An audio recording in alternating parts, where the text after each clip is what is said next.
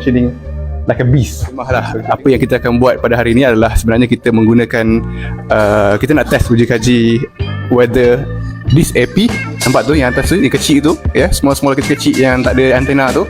So apa yang kita nak buat sekarang ni adalah kita cuba buka pelbagai aplikasi, ya, mainkan secara serentak di pelbagai sudut office, dan juga menggunakan device-device yang berlainan dan juga aplikasi yang berlainan seperti live TikTok, live Facebook, ya, apa yang saya buat sekarang ni. Masa ni kita tengah running multiple application kalau you nampak sini, dan bandwidth yang digunakan lebih kurang 40 device tengah running sekarang, cuma lebih kurang average 100 lebih 200 meg. And I sekarang tengah on Zoom and also Google Meet, dan I tengah run background ada YouTube, dan also I tengah monitoring benda ni. Ada juga yang tengah main game, ya, game desktop. Sambil tengah main game desktop tu, tengah gliding tu dia pergi main pula game mobile. Aduh, tengah jalan akan tengah main game mobile at the same time buat Zoom conferencing. Cuba gerak sikit Mat. Tengok Zoom okey. Tak ada stuck very smooth ni tengah main Netflix sambil buat kerja. Saya pun tak tahu dia tengok Netflix ke main buat kerja ke. Ya, Puan Marina, apa komen? So good. I think smooth je tiga-tiga. Okay, I buka ni one Netflix, accounting software ada 2. So far tak ada lag. Ni tengah buat apa ni, Dik?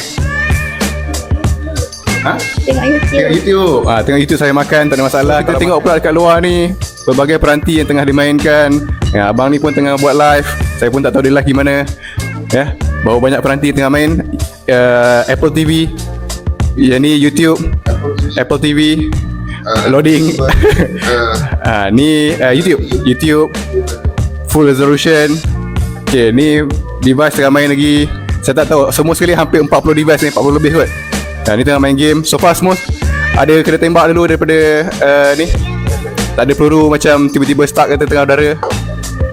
So biasa kalau main game shooting ni ada peluru dia stuck dekat tengah udara sebab dia slow kan connection. Ni tengah live TikTok, live streaming, tengah main game. Oh, sambil-sambil tu dia tengah main juga YouTube. Okay, main YouTube right? Ya, YouTube.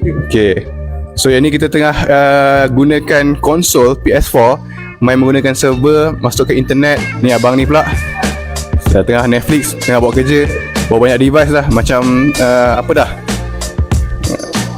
Okay, ni the other side of the office lah. So everywhere in the office kita tengah mainkan, gunakan beberapa device ataupun multiple device. Dalam toilet pun ada yang tengah guna. Tapi takkan kita nak masuk toilet pula kan, nak terjahan toilet.